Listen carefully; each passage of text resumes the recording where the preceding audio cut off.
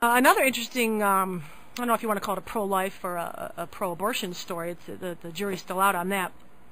There's this website out by a couple who's pregnant, and they are supposedly seeking input from internet users as to whether or not they should continue the pregnancy. Technology. Should we give birth or have an abortion? This is their website. And basically what they're doing is posting their personal stories. Apparently she's had some miscarriages, and they're also posting some prenatal development and what's going on with the mother's health and what's going on with the baby. So in September they created this website, birthornot.com. You can go visit it, where they're asking people what their opinion is. And there's a little poll in the upper right-hand corner. As of this past week, they have 54% right now saying give birth and 45% saying have the abortion.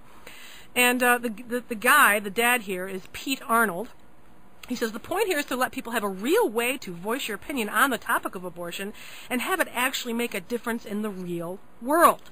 By voting on whether to continue or abort an actual pregnancy, you are doing so much more than simply telling an elected representative your feelings. You are actually changing something in the real world. We invite you to take this journey with us as we contemplate our own options and encourage you to utilize this site to vote and voice your opinion. According to the website, Pete's a libertarian. He claims he's generally pro-choice. His wife, Alicia, likes Glenn Beck, according to Facebook, as far as the likes and the dislikes. Both pro-choicers and pro-lifers generally think that this is a sort of a hoax, that it's basically that they are pro-life and are disguising themselves as middle-of-the-road or pro-choice, when the reality is they're trying to spread a pro-life message. That's coming from both pro-choice and pro-life advocates and groups. They insist that's not the case. They said they really wanted to invite people to help them make this decision, and I have to agree with that. On the website, when you look at it, there is no pro-choice site in all of the internet that lists fetal development in such a detailed way as this Pete and Alicia Arnold have. I mean, such as when fingernails develop, when the heart started beating, that the fetus is sucking its thumb, etc. I don't think pro-choice and pro-abortion people are apt to put those kinds of facts on a website. So I actually do think this is sort of a pro-life, well, they're saying hoax. It's not a hoax. She really is pregnant. But they're basically trying to get out a pro-life message in kind of a weird, sick, disingenuous way, I think. So we'll see where that goes. Some more international news. First, Greece and Portugal and Spain, who are pretty much on the brink of economic collapse. Now, Ireland, apparently, has become the second Euro country to seek a rescue to help with the costs of implementing their programs, and they have some banks that are on the verge of collapsing. The euro erased gains in Irish bonds, and then Moody's Investor Service had a multi-notch downgrade in Ireland's AA credit rating. So now we've got January elections coming up in Ireland as well, and everyone is talking about what should be done. Goldman Sachs has already hinted that 95 billion euros may not help the speculation that Ireland's going to need to tap into these emergency funds set up by the European Union and the International Monetary Fund.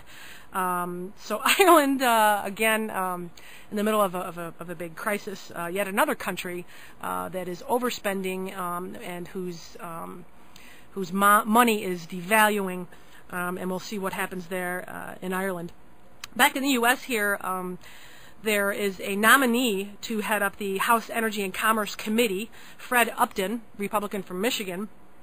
I guess what the problem with this is now is that even though Republicans are hailing him as the best choice due to his experience and his background, this guy, Fred Upton, is actually the one who basically banned the incandescent light bulb. As you know, in many states across the country, they've already banned them. Here in New York State, I believe it was it's going to be 2012. Well, nationally, federally, they're going to be banning them as well in 2012. So this guy that the Republicans are touting as a great choice is actually one of the guys that believes the whole global warming hoax, and believed that if we all used fluorescent light bulbs rather than incandescent, we'll be saving the planet. So we'll see what happens with him. And other environmental news. Now apparently Wi-Fi is hurting the trees. Yes, Wi-Fi is hurting the trees. It's causing significant variations in growth and bleeding and fissures in the bark. This study was done in the Netherlands, but the diseases they're finding that they haven't really have a name for yet are found throughout the Western world. So that's basically, of course, if it's in the Western world, it must have something to do with those of us who are polluters and use technology. 70% of all trees in urban areas are showing these symptoms, and only 10% were showing symptoms 5 years ago. Trees in densely forested areas, that is the more rural areas, are not affected. Deciduous trees in the Western world are basically the ones that are being affected by this. They did this study. They ordered the study 5 years ago. I'm sure with some government funds. After officials found unexplained abnormalities on trees that they could not figure out what was, where it came from. There was no bacteria or virus or fungus or mold that they could attribute these symptoms to. So, of course, when there's still question, of course they have to fall back on it must be technology. It must be Wi-Fi, cell phones and internet connections using wireless connections. So, what can we expect from this? Well, even though this is over in the Netherlands, I'm sure here in the States we can see some sort of action on this as well here, especially here in North America, where we have a lot of deciduous trees. So look at your trees and see if they have any of these symptoms. And maybe you're just using your cell phone too much around the trees in your backyard. Shame on you. AM 1480 WLEA. Welcome back to the Amy McManus Show. Some interesting news out of Afghanistan. For months we've had these secret talks apparently between the Taliban and Afghan leaders assisted by the U.S. over there, and it was showing some promise apparently according to news reports.